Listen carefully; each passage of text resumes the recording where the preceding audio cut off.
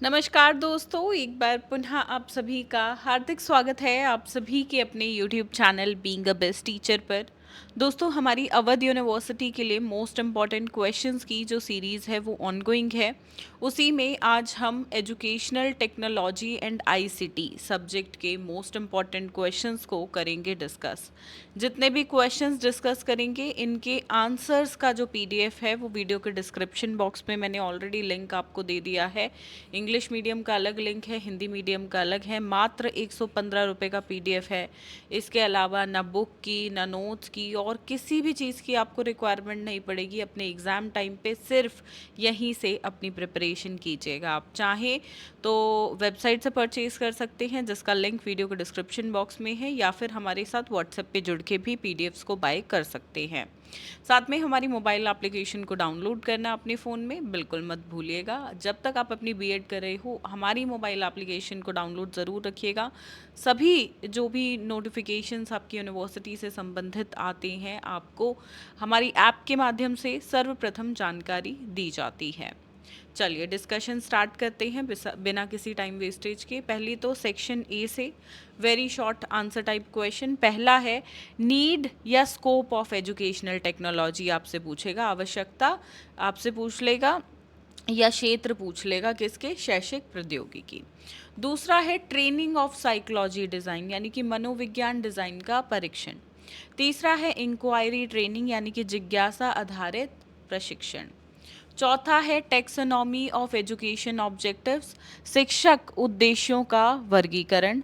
पांचवा है describe the रोजेरियन teaching model, रोजेरियन शिक्षण मॉडल का वर्णन करें। छठा प्रश्न describe reflective level of teaching, चिंतनशील शिक्षण स्तर के बारे में बताओ। सातवां प्रश्न explain the components of ICT, ICT के घटकों की व्याख्या करें। देखो एक चीज़ बता दूं, यहाँ पे ना इस सब्जेक्ट में जो 1 मार्क वाले क्वेश्चन हैं ये बहुत सारे हैं, ठीक है। यहाँ पे आपको ज़्यादा मेहनत करनी है।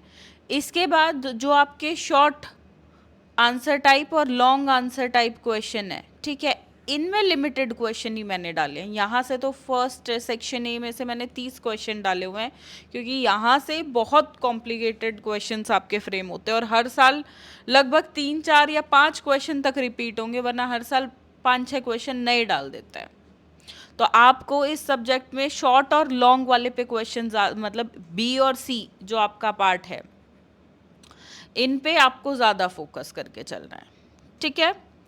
चलो नेक्स्ट इज हॉलेरिथ सेंसस टेबुलेटर यानी कि जनगणना टेबुलेटर हॉलेरिथ का। नवा प्रश्न एडवांटेजेस ऑफ लैंग्वेज लेबोरेटरी, भाषा प्रयोगशाला के लाभ। 10वां है Robert Smilers methods, Robert Miller की विधि। 11वां है importance of black board in educational technology, शैक्षिक प्रौद्योगिकी में ब्लैक बोर्ड का महत्व। 12वां factors influencing the application of educational technology, शैक्षिक प्रौद्योगिकी के अनुप्रयोग को प्रभावित करने वाले कारक। 13वां प्रश्न डिफाइन इंस्ट्रक्शनल डिज़ाइन, अनुदेशात्मक डिज़ाइन को परिभाषित कीजिए, ठीक है। 14वां प्रश्न what do you mean by system approach, system approach से आप क्या समझते हैं। 15वां फॉर्म्स ऑफ एजुकेशनल टेक्नोलॉजी यानी कि शैक्षिक प्रौद्योगिकी के प्रकार। 16वां प्रश्न टीचिंग क्या है भाई, डिफाइन करो इसे, शिक्षण को परिभाषित कीजिए, ठीक है। कीजिए होगा का होगा यहाँ। Difference between teaching and instruction यानी कि शिक्षण और अनुदेशन में अंतर।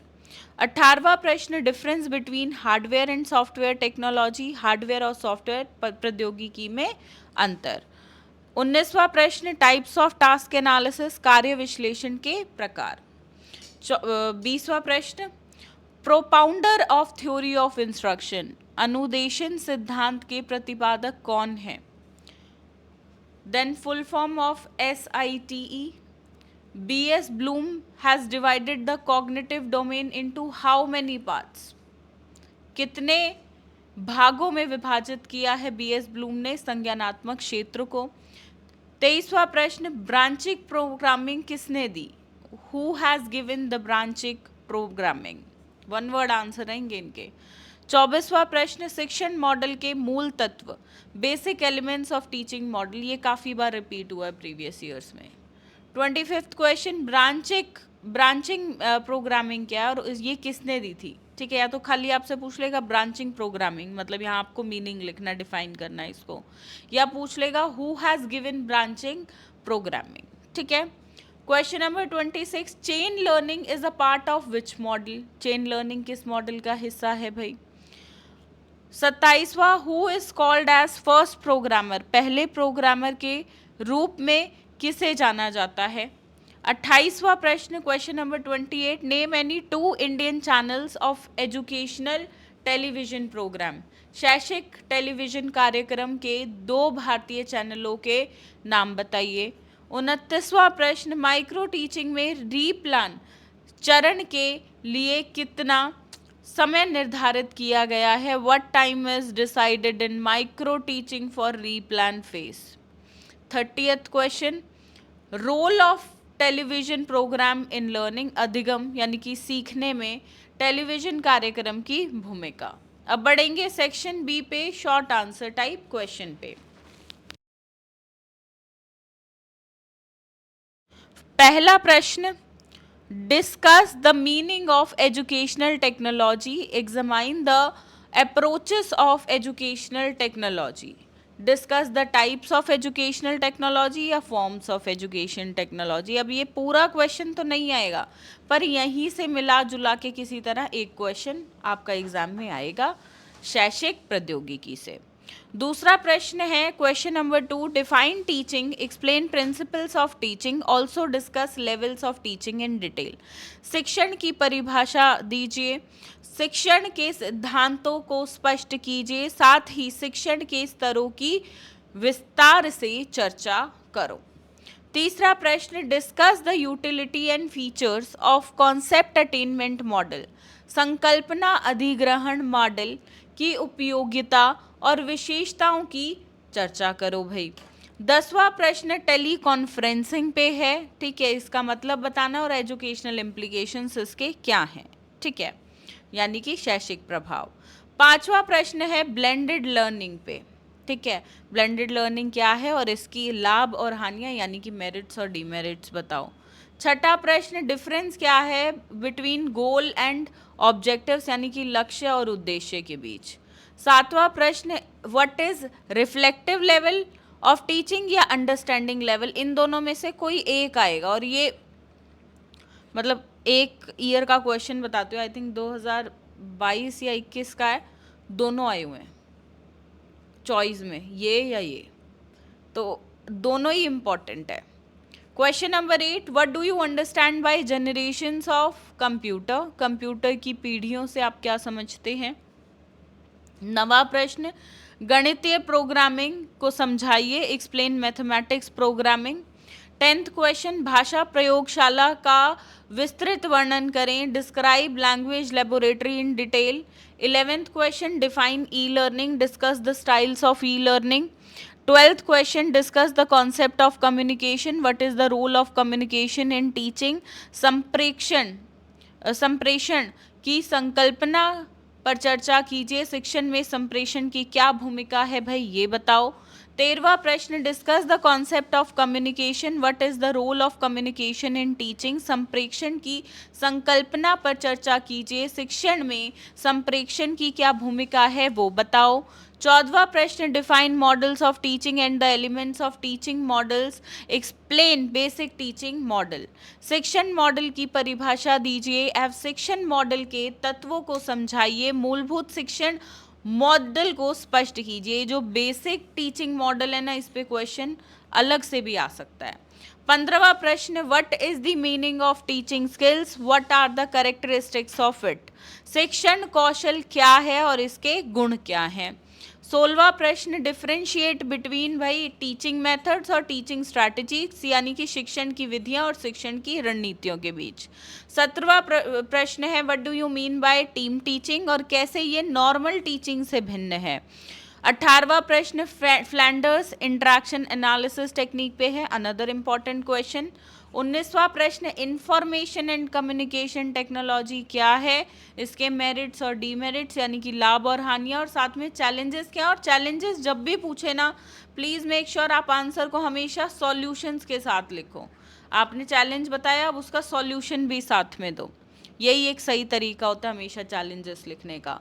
20वां प्रश्न है, शिक्षा के क्षेत्र में कंप्यूटर का क्या उपयोग है। What is the use of computer in the field of education? Question number 21, write a short difference between behavioral and communicative technology.